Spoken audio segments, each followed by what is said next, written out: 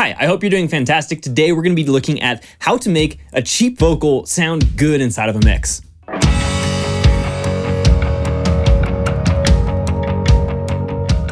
Hi, my name is Tyson. I'm a mastering engineer here at Dinosaur Dog Mastering, and today we're going to be looking at cheap vocals and how to make them sound better than just cheap.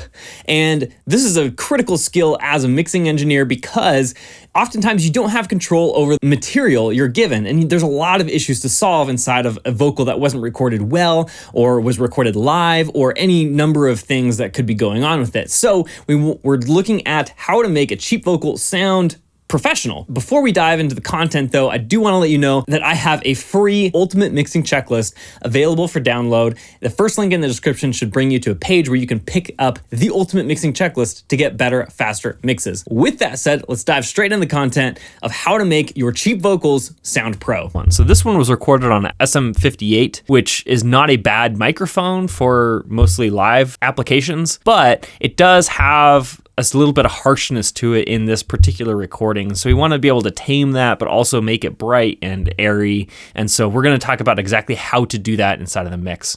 So originally in this vocal chain, I did have a preamp emulation and then also a console emulation, which help just add a little bit of saturation to this before anything happens. And then I just EQ'd the vocal like I normally would. I backed off a little bit of the 3 hertz range, or 3 kilohertz, excuse me, because that really is apparent in SM58.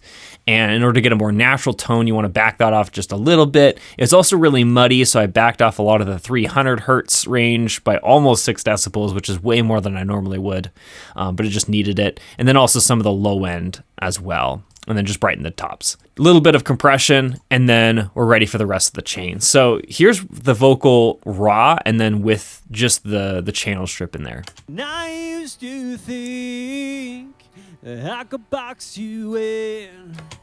So you can tell it's just really muddy, really just almost tinny sounding at the same time, which is kind of an odd combination. But here's with just the vocal chain there. And I used to think I could box you in, but I'm laying down.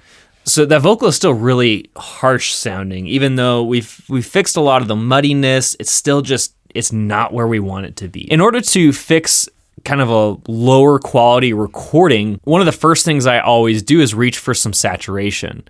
In this case, I'm using this LG Drive from Kush Audio, and this is a pretty extreme saturation that I have on here right now. So I do have it mixed in 50%. I have 50% drive. I've darkened the tone a little bit to try to back off on some of those just top end harshness that I'm hearing. And so this is going to try to warm it back up a little bit, adding a lot of harmonic information. So then my other EQ moves that I make after this are going to be less impactful in terms of just making it more harsh and accentuating those issues that we're hearing. So again, we're just adding some saturation here. Here's with and without the saturation. And I used to think I could box you in, but I'm laying down. And I used to think.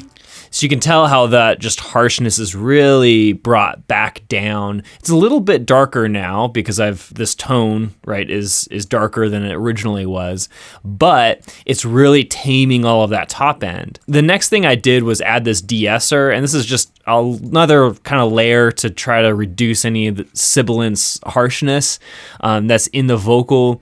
I probably could have gotten away without using this, but I just felt for the mastering stage especially, it was safer to go ahead and use a little bit more de-essing for this as well. Here's with and without the de-esser. Here's without first. And I used to think I could box you in. So just really darkening some of those that sibilance sounds. And then lastly, I just use the Clairphonic. All this is doing is boosting the top end. So it's just reaching for an EQ, boosting the top end with some shelves and bringing up that brightness, airiness in the vocal. I could have used another EQ, but this is just, I I like the Clairphonic. So here is with the Clairphonic, or with and without the Clairphonic. We'll do without first. I used to think that I could box you in, but I'm laying down. That might seem a little bit forward and harsh again, but just comparing to the original versus after, and also in the mix, that vocal is going to cut through a lot better than it originally did. So here's in context. Here's first without any processing, and then with processing.